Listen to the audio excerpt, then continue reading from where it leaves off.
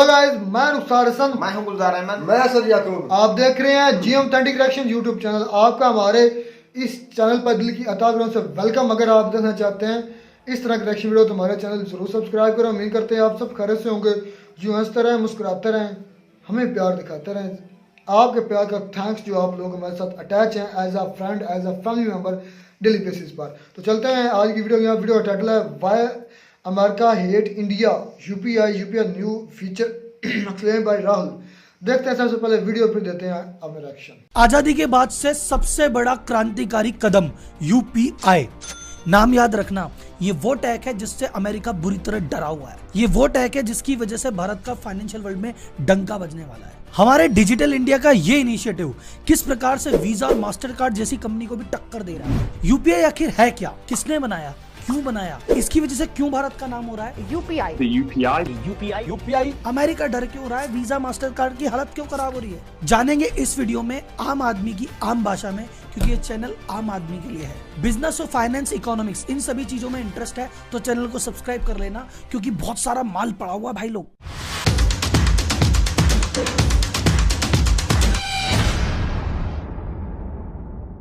UPI आखिर है क्या? सर यूपीआई एक तरह का पेमेंट मेथड है। आप बोलोगे सर फिर आरटीजीएस है, एनईएफटी है, आईएमपीएस है, ये सब थे तो सही, यूपीआई की जरूरत क्यों हुई? देखो सर, हर सिस्टम एक जरूरत के हिसाब से लाया गया। सबसे पहले आरबीआई सन 2000 में लाया कि जिस भी व्यक्ति को 2 लाख से ऊपर का ट्रांजैक्शन करना है, उसको ट्रांसफर करना है इमीडिएटली, उसको लिए लेके आया आरटीजीएस। लेकिन फिर लोगों ने कहा सर 2 लाख से कम नीचे करना, उसका क्या करें?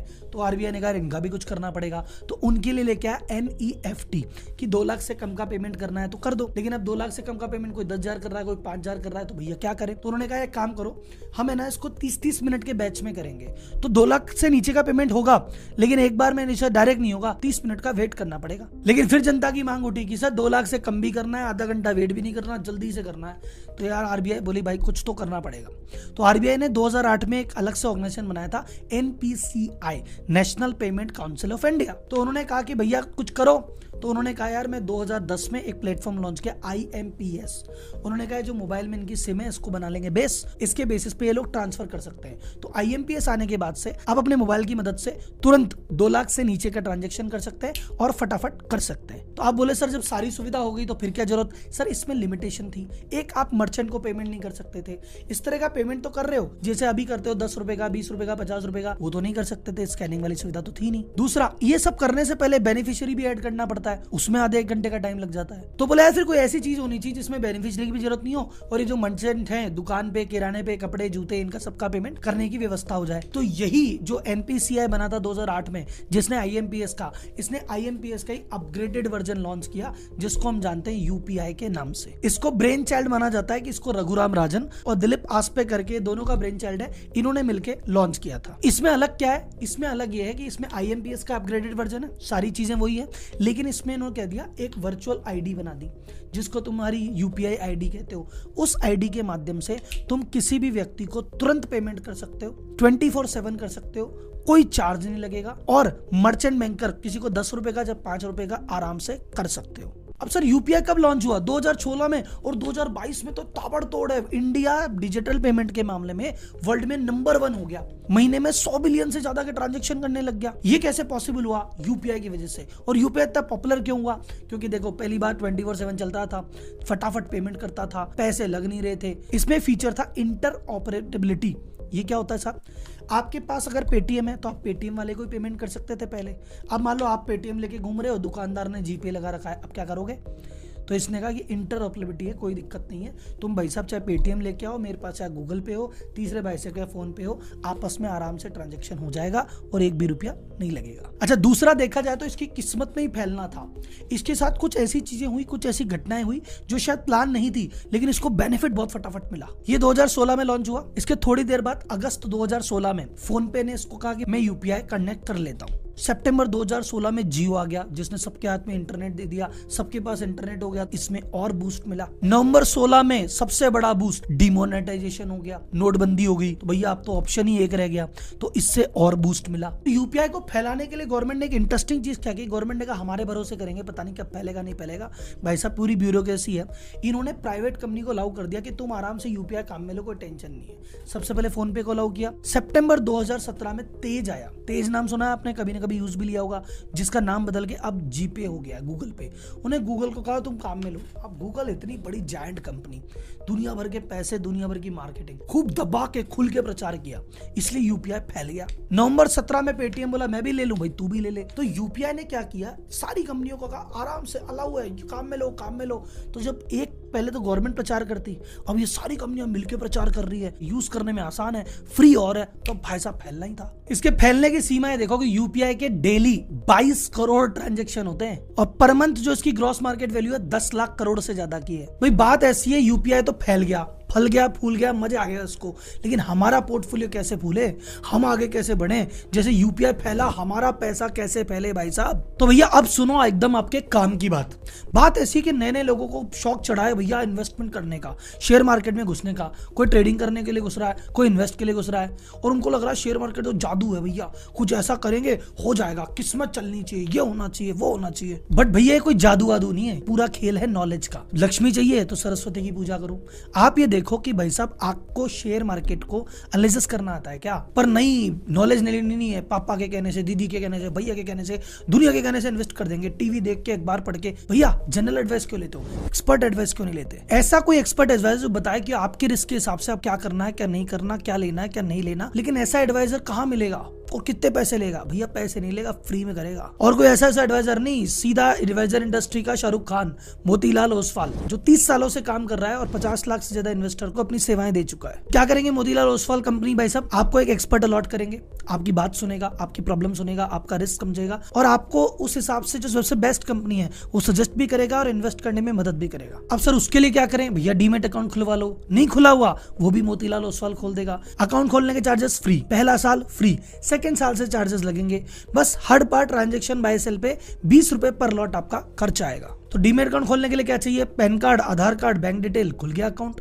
और अगर आपको और डिटेल चाहिए तो भैया मोतीलाल ओसवाल का ऐप डाउनलोड कर लो, वहां पे रियल टाइम बेसिस पे आपको टिप मिलती रहेगी। जैसे आप अकाउंट खोलेंगे आपको मिलेगा वेलकम बास्केट, जिसमें बहुत सारे एआई टूल मिलेंगे, आपके ब्रोकरेज रिवर्सल की सुविधा भी है, और आपको इन्वेस्ट करना है तो इस ऐप के माध्यम से इन्वेस्ट भी कर देना। और इसके लिए नीचे डिस्क्रिप्शन में लिंक दिया गया है, वहां पे क्लिक कीजिए, रजिस्टर्ड कीजिए और एक बेहतर इन्वेस्टर बनिए।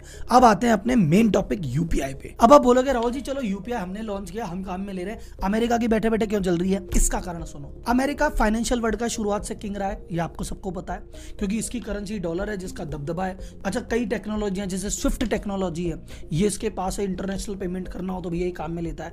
तो हमेशा फाइनेंशियल पॉलिसी की बात करो, चाहे आईटी की बात करो, चाहे टेक्नोलॉजी की बात करो, इसका दबदबा हमेशा से रहा। अब ये कह रहा है कि यार भारत जैसा डेवलपिंग कंट्री जो कल को नया नया पैदा हुआ है, ये देश ऐसी टेक्नोलॉजी लेके आया जो हमारे पास भी नहीं है। और चल लेके आया है कोई बात नहीं, आराम से लेके आया, इसको यूज करो, पर मान नहीं रहा इंडिया। इसने एक नई कंपनी बना दी, एनपीसीआई इंटरनेशनल पेमेंट लिमिटेड। और इस कंपनी का उद्देश्य क्या है? इस कंपनी का उद्देश्य यूपीआई सिस्टम को पूरे विश्व में अप्लाई करवाना। सबसे पहले भूटान ने एक्सेप्टेंस दी, भूटान में लागू हो रहा है, दुबई में लागू हो रहा है, सिंगापुर में लागू हो रहा है, और 10 कंट्रियां ऐसी है जिन्होंने भी इच्छा जाहिर कर दी है। वो कंट्रियां मेजरली तो भी एशिया की है, मलेशिया, थाईलैंड, फिलीपींस, वियतनाम, ये सारी कंपनियां। तो आप नोटिस करो, अभी अमेरिका तो हमको एंट्री देगा नहीं, यूरोप में भी आसानी से एंट्री नहीं होगी, लेकिन धीरे धीरे एशियन कंट्रीज में हम छाने लग गए हैं। जापान ने भी इंटरेस्ट दिखाया, और सबसे इंपॉर्टेंट जो सबसे इंटरेस्टिंग बात है, फ्रांस ने भी इंटरेस्ट दिखाया। फ्रांस ने इंटरेस्ट दिखाया, वो वाला एग्रीमेंट हो गया और वहां इंप्लीमेंट हो गया, तो हमको मिल जाएगी यूरोपियन यूनियन में एंट्री, और फिर वहां पे और घुस जाएंगे। अमेरिका तो आसानी से घुसने नहीं देगा, पर यूपीआई का दबदबा होने लग गया है। इसकी दीवानगी आप ऐसे मान लो कि गूगल ने यूएस गवर्नमेंट को लेटर लिख के बोला कि यूपीआई क्या मस्त सिस्टम है यार, अपन भी डेवलप करो। गूगल अमेरिका को कह रहा है भारत से सीखो। इसका हमको क्या फायदा होगा?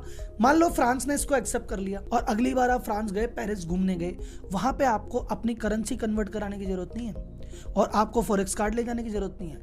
आप सीधा मोबाइल लेके जाओ, यूपीआई से ट्रांजैक्शन करो फ्रांस में बैठ के। इससे एक और फायदा, एनवायरमेंट को भी फायदा होगा। बोले क्यों सर? साल में 2 लाख करोड़ से ज्यादा का खर्चा नोट को छापने और मेंटेन करने में आ जाता है, क्योंकि नोट में क्या होता है, कई बार नोट फट गए, कई बार नोट गल गए, या फिर किसी ने नोट पे लिख दिया सोनम गुप्ता बेवफा है, तो नोट खराब हो गया। तो इन नोटों को बदलने में, मेंटेन करने में भैया बहुत पैसा लगता है। यूपीआई हो जाएगा तो इन नोटों की छपाई कम हो जाएगी, तो कॉस्टिंग बचेगी, तो वो कॉस्टिंग जो है इस टेक्नोलॉजी को डेवलपमेंट करने में काम आ जाएगी। अब आप बोलोगे सर जी वीजा और मास्टर कार्ड क्यों चिड़े हुए हैं? अमेरिका की गवर्नमेंट का तो समझ में आता है कि इज्जत की बात हो गई। वीजा मास्टर कार्ड इसलिए चिड़े हुए हैं, आपको पुराने जमाने में लेके चलता हूँ। पहले नए नए एटीएम खुलने लगे, आपके पास अगर आईसीआईसी बैंक का एटीएम है तो भाई साहब आपको आईसीआईसी के एटीएम में ही जाना पड़ेगा, वहीं से पैसा निकलेगा, आप एचडीएफसी से निकाल नहीं सकते। ऐसा क्यों होता था?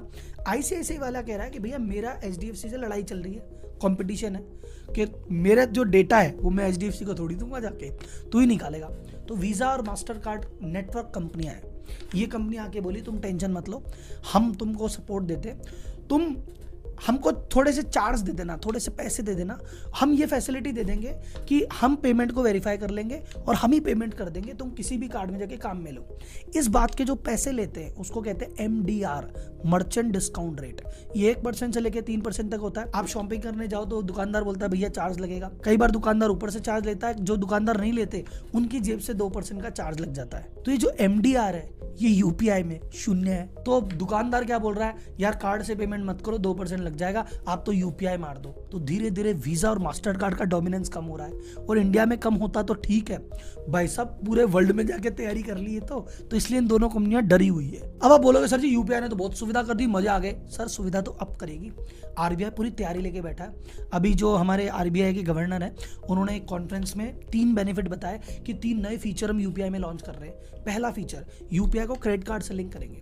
अभी तक तो क्या चीज है, आपका जो भी यूपीआई की आईडी है वो आपके डेबिट कार्ड से लिंक है, यानी जो पैसे आपके जेब में पड़े हैं, जो आपके खाते में पड़े उसी में से ट्रांसफर होता है, उसी से पेमेंट होता है। क्रेडिट कार्ड से अभी तक पेमेंट नहीं हो रहा, क्रेडिट कार्ड से भी होने लग जाएगा। ये वीडियो बनाते टाइम ये चीज लागू हो चुकी है, अभी फैलने में थोड़ा टाइम लेगी पर लागू तो कर दी। दूसरा फीचर जो यूपीआई लॉन्च कर रहा है वो है यूपीआई लाइट, कि तुम बिना इंटरनेट के भी पेमेंट कर सकते हो। बोलिए ये कैसे? भाई तुम घर से बटवे में पैसे लेके चलते हो, ये कहता है यूपीआई लाइट है, इसमें 2000 रुपए तुम रख लो और 200 रुपए के ट्रांजेक्शन तुम कर सकते हो, तुम्हें इंटरनेट की भी जरूरत नहीं है। तीसरा फीचर जो इन्होंने लॉन्च किया बोले यूपीआई 1 2 3। बोले क्या?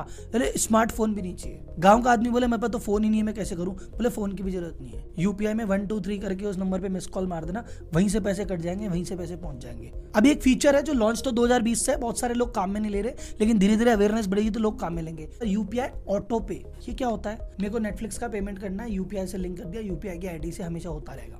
बैंक का ईएमआई है, होती रहेगी भाई साहब।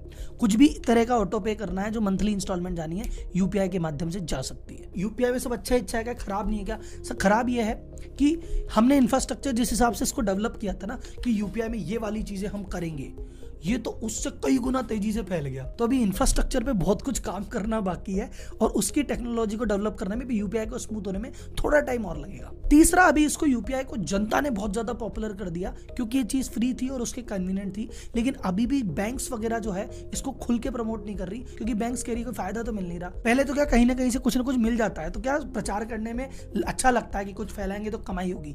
अब बैंक कह रही कमाई। जी वीडियो तो होगी खत्म।